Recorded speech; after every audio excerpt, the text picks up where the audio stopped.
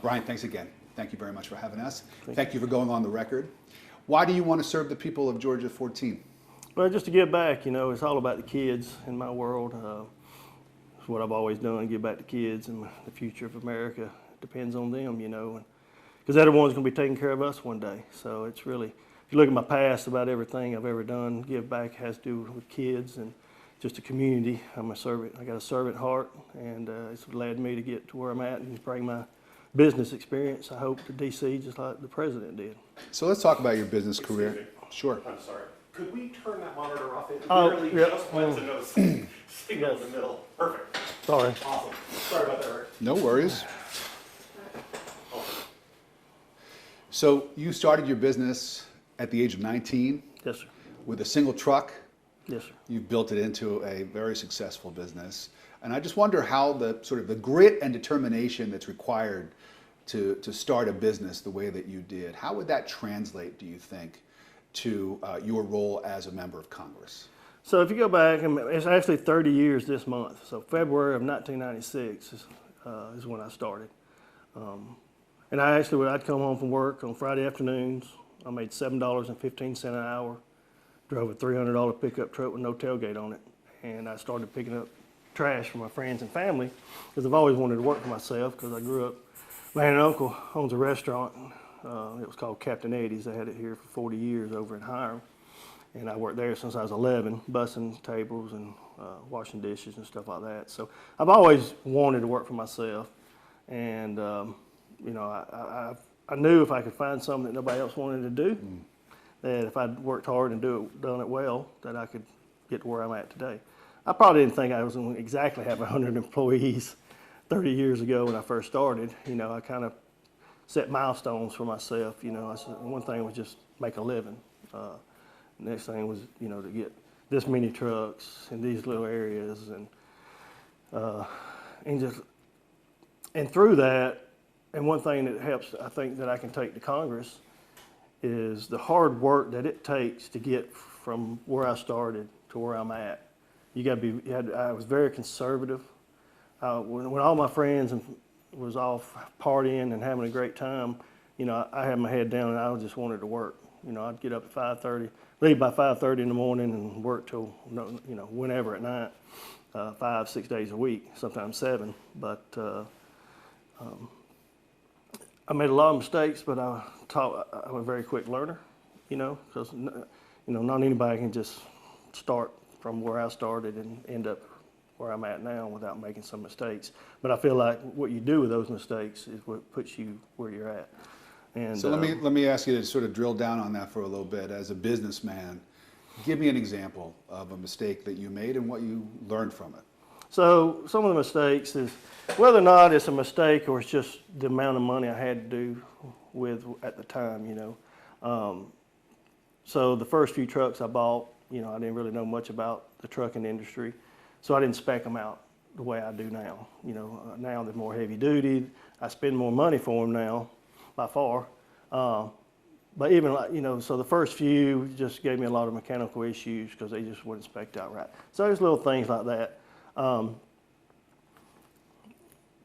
then, like in 2007, I think it was, 2007 or so, I'm not going to say it was a mistake. It was probably a great lesson and avenue for me that I went through. But end of 2007, a man had called me that had another roll-off container company about my same size.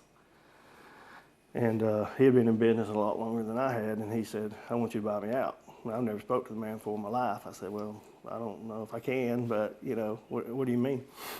And he said, just come by my office. So I went by his office the next week. So early of 2008, me and him made a deal, standing in his office with a handshake, not even a contract. And I bought him out, even sooner than what we agreed on. But you remember what happened in 08? Mm-hmm.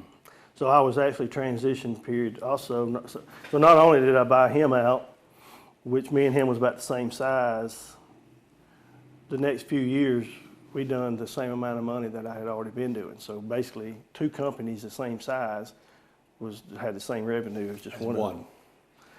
So it put a lot of stress on me, a lot of struggles to get through that.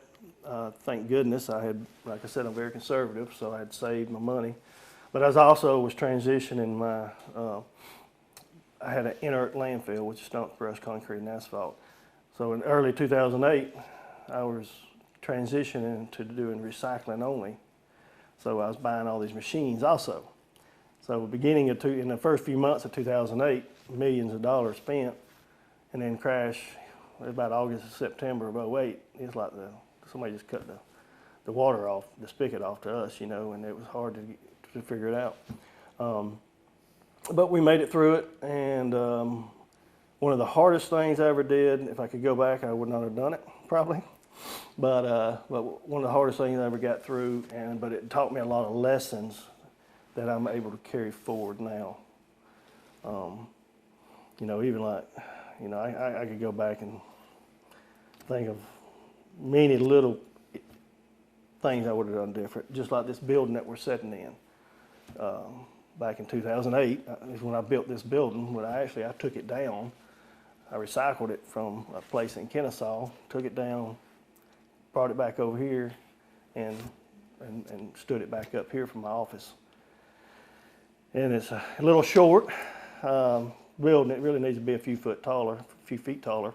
But you know, I wish I would have, you know, I wish I just would have raised it up, because, you know, some of my equipment can't get in here through the garage doors, you know. It's just little things like that. But a lot of it had to do with what kind of money I had at the time. You know, I had to make choices, especially, you know, going through '08 and '09, '10. It was, you know, we had to make a lot of tough decisions to get where we're at. And that's something that lawmakers are forced to do all the time, is make tough decisions and plan for the unexpected. And so I'm guessing that as a businessman, and having done all of that, those are skills that you would bring with you that would translate well to the role as a lawmaker, as a legislator. Yeah, you know, I mean, even as a business owner, not just '08, but we had COVID. I mean, COVID was some of the hardest times too. I mean, prices was increasing overnight, but not just here at my office, at my business, but I was a commissioner at the time. And we was having to make, I remember the day that things started shutting down, I was in class down around Tifton, I think it was, for ACCG training, and they sent us home early because everything started shutting down, right? Mm-hmm. So we had to come in and we had to make split decisions to, you know, what are we going to keep open and how are we going to do this? So I was not only, you know, here I am trying to figure out things on my business side, but also at the county level side, you know, so that we wasn't harming the businesses that was here in the county, but we wasn't putting people in harm's way either. So we had a lot of hard decisions to make that we didn't have enough information really to go on, besides the sky's falling, kind of, you know. So, but I think we made great decisions and kept a lot of things open, just like this, you know, we did in Kemp did in Georgia, you know. So as we sit here in your office, and as you look at your ledger, as you talk to your employees, what do you think is the #1 federal policy right now out of Washington that is making it harder for people, employees, workers, students, people who live in Dallas, Georgia, to achieve the American dream? So one of the biggest things we have, challenges we have, is healthcare. And, you know, I've seen it through the many years, especially probably 3 years ago, we had a 19% increase, which affects the bottom line of not just the company, but my employees, you know. I mean, the company pays for a percentage of the health care, but still, you know, you have to, you know, just figure out what plan and change plans, which we've done a good job. I got a good team that does that for me and looks after it, but you know, that's one of the biggest challenges we have is with healthcare. Now, you know, keeping fuel down is very important for a company like myself. It's really important for the economy because, you know, the higher fuel prices get, the more your groceries is going to cost you. You know, when people want to say, oh, we want to keep gas down, it ain't, I don't say it ain't, we want to keep it down so when you pull up to the gas pump, it saves you $5. I want to keep fuel down because everything you buy, touch, it doesn't matter, it's touched by a truck more than once usually, or a plane, ship, or whatever. So, you know, inflation is all around the cost of oil. So it sounds like you're talking about the economy here when you talk about sort of out-of-pocket expenses that people have to pay for their health care premiums each month. You talk about inflation. When you look at the current Congress, you see the job that they're doing. You see the administration, the job that President Trump and his staff are doing to try to address some of these affordability issues. What are they doing right and what are they doing wrong? They're doing a lot of things right compared to what we had. And you can see the bottom line. I mean, fuel's come down, gas has come down. I think we needed to work on, cutting some regulations and stuff where we can to help. People don't realize how much government costs projects to go on or just cost businesses in the long run. And it's just, so that's one thing I want to look at is what regulations are not making sense to keep on the books. Where can we cut to help lower prices? Everybody wants to say, well, we need to lower prices of houses and stuff like that. Well, there are some things that government can do to help with that, and all the way around the regulation side of it, which would help speed process up and save cost of developing or building. But Trump's doing a great job, like I said, with affordability, and I just want to get up there and be part of it. I want to be proud to say that I was part of his team and part of this time. He's got hopefully 2.5 more good years, and I want to get up there and help him see through his agenda. You've made driving down costs here a pillar of this campaign that you're running. So as an employer, what specific waste in Washington would you cut first to try to provide some immediate relief for families here in this district? So, one of the things I've been saying is cutting the Department of Education. And the reason I say that is what I want to see done is at the local level, people's property taxes is hitting hard right now. I saw it at the county level, which we lowered it from 6.5 millage rate to 4.22 and doubled the reserves at the time that I was in there. But the school board is 70% of the average taxpayer's bill. So I feel like if we could get in there and cut the Department of Education completely out, and then hopefully the states will, work with the states and the local level to look at any programs that's been mandated through federal dollars and see if there's anything to cut there. I know there's a lot of wastefulness in government, especially when you reach and you get that federal dollar, all the strings that's tied to it, it just costs taxpayers, and that's what I want to see cut while we can help cut people's property taxes. And there are efforts here, obviously, at the Yes. state level that I'm sure you're following very closely. Oh, yeah. So this seat that you're running for was held by one of the most prominently known politicians in the country, Marjorie Taylor Greene. And you have talked in your campaign about how you want to do things not necessarily that are made for TV, but that are really going to have make a difference in people's lives. What did Marjorie Taylor Greene do while in office that you would do differently? So I'm more of a setback kind of guy. I want to listen to what's going on in the room before I get too engaged. I want to see who I'm dealing with. So I'm not a very loud person. If most people know me, say I just sit back and listen, and that's what I do. But I'm learning at the same time. So I hope they'll never see me on TV again. I hope I'm the workhorse. I want to be working. I don't want to be out there on TV. I want to get things done. I want to bring, everybody, we're always worried about how people are going to vote and everything like that up there. Majority of Republicans is going to vote down the line the same way. I mean, we're very conservative and stuff. But what I think I bring to the table is I'm going to fight so hard to bring as much dollars back to this district as possible for infrastructure upgrades. Northwest Georgia has some of the largest amount of growth in Georgia, along with traffic. And there's roads we're behind on just in Paulding County that I know of, and I want to see the rest of the district. When I get elected, I'm going to meet with every county commission, every city council, or every city mayor, every sheriff, and see everybody's issues, because I want to bring back as much as I can for the infrastructure of Georgia and Northwest Georgia, and as far as for roads, but also look at the airports that we have and see what can be brought to them around for economic development, because there's a lot of good growth. Everybody wants jobs, right? And good jobs, so that they can stay at home. They can work from where they grew up, And Paulding County they got a great airport just a few miles down the road that could use some federal dollars, I know, to help it grow, which, being at the county commission level, so, I know we always work and got federal money to work, get things done around the airport. But I'm going to be a big advocate for, like I said, infrastructure money and anything to do with economic development, because I do it my own self. A lot of people say, throw the word out there, economic development, but I always ask folks, well, what is your take on economic development? What does it mean to you? And it's all the way around the world of the answers, but What does to me, it mean to you? what it means to me is not just bringing jobs, but quality of life. So it ain't just a stand-up building that's going to have a warehouse in it or something like that, or have some just jobs. But it's all about, having good restaurants. It has to do with, so you want people to want to live here. We got a reservoir that just opened up. We started filling up 3 or 4 years ago.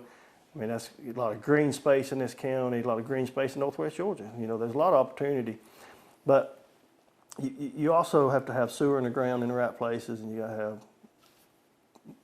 We have topo challenges. We don't have exact flat land everywhere out through here. So it's really about government needs to just lay the groundwork and let the private sector come in and develop and build. And they will, I get calls all the time for industrial, because I'm sitting on 180 acres of heavy industrial right here.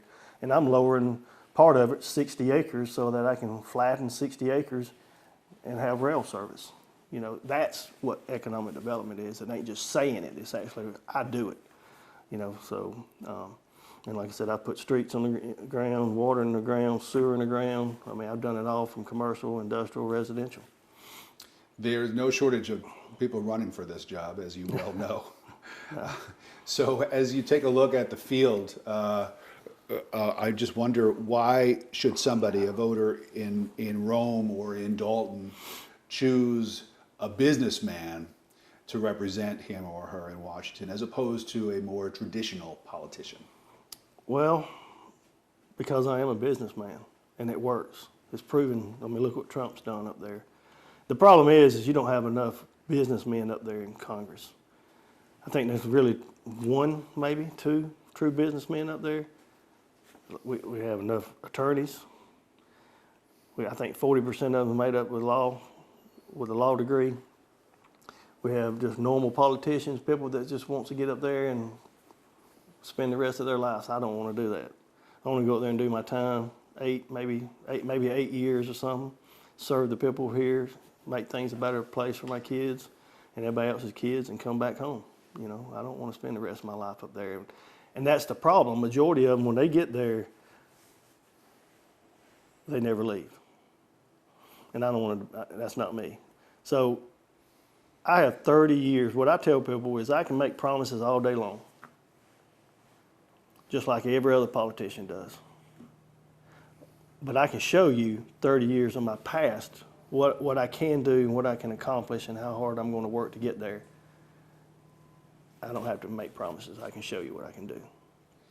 You have pledged to be an ally to President Trump 100%, though he has endorsed one of your rivals, Clay Fuller.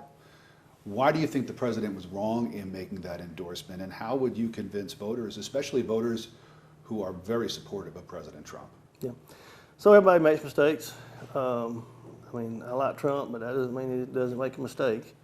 I don't know what led him to do that. It really blows my mind, to tell you the truth, because if you look at his story and my story, he's got an extra 0 or 2 on the end of his story that I do.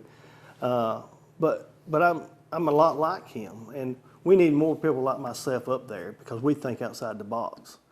I'm not just going to be the rubber stamp, You can ask any of the commissioners I work with how hard, when I get passionate against something, it's hard to change my mind.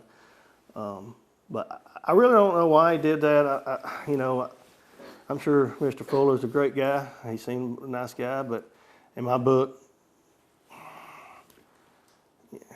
he's just another politician that's going to go up there and stay there, So are there any areas, given your business background, where you and you mentioned President Trump makes mistakes, that everybody makes mistakes, but are there any areas of the Trump administration's policies that you would differ from because of your background in business, either on trade or immigration, for example? Well, I think he's done a great job on immigration. Obviously, there's going to be more work. I mean, it's not fixed 100%, right?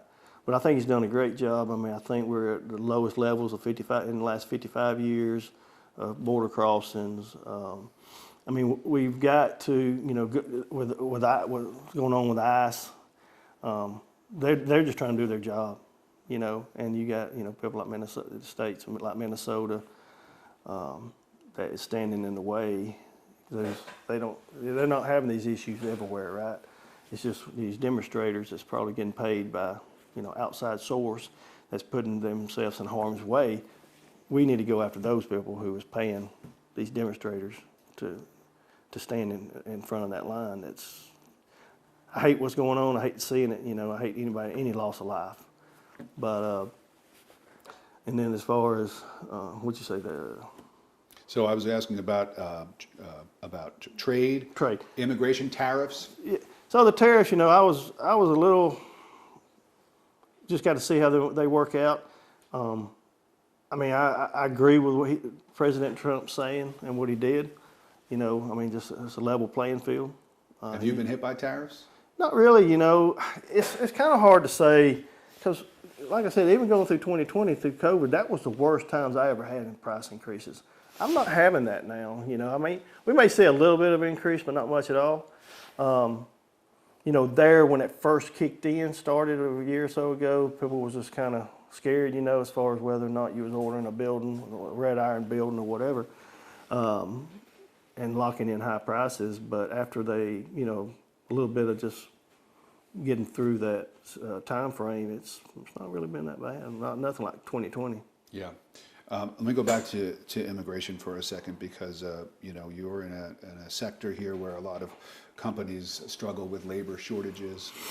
And Northwest Georgia has seen a massive spike, 45% in the unauthorized population recently in this part of the state. So as a businessman, how do you balance the need for a strong workforce with your 100% support and stance for President Trump's mass deportations? So I think we got to go in levels, you know, get the bad ones out of here first. And during this time, we need to figure out a plan, like you said. I mean, you know, a lot of people will say, well, our kids, you know, they'll step up, the young people will step up and do the jobs of these immigrants. But, and I hope they do, you know, but you can't be in here illegal. I mean, we can't have that. You know, we've got to figure out a way. I mean, this has been going on for many years. It's not nothing that's going to be fixed overnight. But we do have to think about keeping the economy going too, right? We can't just shut down. So it's a fine line. You can go either way, right? And you can probably take what I'm saying and make it bad or good. But the truth be known is we do have to have workers. I think we need to look at some kind of, for a work visa, you know, go that route, not give them citizenship, but, you know, more lean toward the work visa side of it. Especially, you know, the ones, you know, we know there's, I'm sure there's people who've been here 20 years or more that's illegal, you know. It's not right, but we got to figure out a way to take advantage of the ones that really want to be a productive citizen, or at least help toward the American dream as far as, you know, start out with a work visa, which, so that's one thing that I'd like to look into is see the process 100%. I've talked to many of them that came in legally, and they're very strong about illegal immigrants, which we should be. I mean, you know, if we go to another country, well, we're just not going to walk through the border and stay there either, you know. I mean, there's like, even like, you know, say Costa Rica for sure, you got to prove that you can afford to live there and not, you're going to be a burden on their society, so. There are lots of areas, I'm sorry, let me rephrase that. There are several areas here in North Georgia that are fighting to stop the building of these deportation centers, ICE deportation centers. They don't want them in their communities. I wonder, would you be in favor of any detention facilities being built here in the 14th district? And would you be in favor of operations like those that we've seen carried out in places like Minnesota, would you be in favor of ICE agents coming in and doing those kinds of sweeps here in Rome, in Dalton, in Dallas? Yeah, if there was a true need, yes. I mean, I have kids that I worry about, and when they get out, I've been worried about it the whole time Biden's had the border open. And my daughters, I mean, my son, you know, he can take care of himself a little bit more, but I'm so worried about my daughters and all the bad drug dealers and pedophiles and everything else that was brought over, that came into this country, you know. I mean, you look at the influx of crime. So whatever ICE needs, I'm going to back 100%, because I think we have a lot of cleaning up to do because of the border being open so much for 4 years. So detention centers here would be okay by you? I mean, obviously, I'd work with the local government but yeah, I'd support any. I mean, I don't know if the route would be through the sheriff's department, I'd imagine, or something like that to work through them. But yeah, whatever makes sense, because I imagine, you know, logistically, you know, I mean, I imagine they'd be going through Atlanta first or something like that. But you know, whatever ICE needs, I'm going to support, because that's what we got to do because of what's been going on for so long. You have an ad that's running, the Take Out the Trash ad, which is pretty direct beyond the play, of course, on your business background. But what is the trash in Washington that you think is most standing in the way of people achieving the American dream? So, you know, I feel like people go to Washington and they just get swept up into the swamp, and whether it's the lobbyists, the special interest groups, stuff like that, they just. I think what sets me aside from a lot of the candidates and a lot of people that go to D.C. is I don't need a job. I have a job. I'm not going up there for a job. I'm going up there to do a job. And I think we need to hold everybody accountable. They are no different than we are down here. If they do wrong, we need to take them out. You're not at a higher level being up there in D.C. than you are being a local welder down here in Dallas, Georgia. I've spoken to Jackie Harling, who is as I'm sure you know, the Republican chair for the 14th District. And she told me the other day that she is concerned that with the number of Republican candidates who are running for this position, that a Democrat could squeak on by because of the jungle primary system that we have here in the state of Georgia.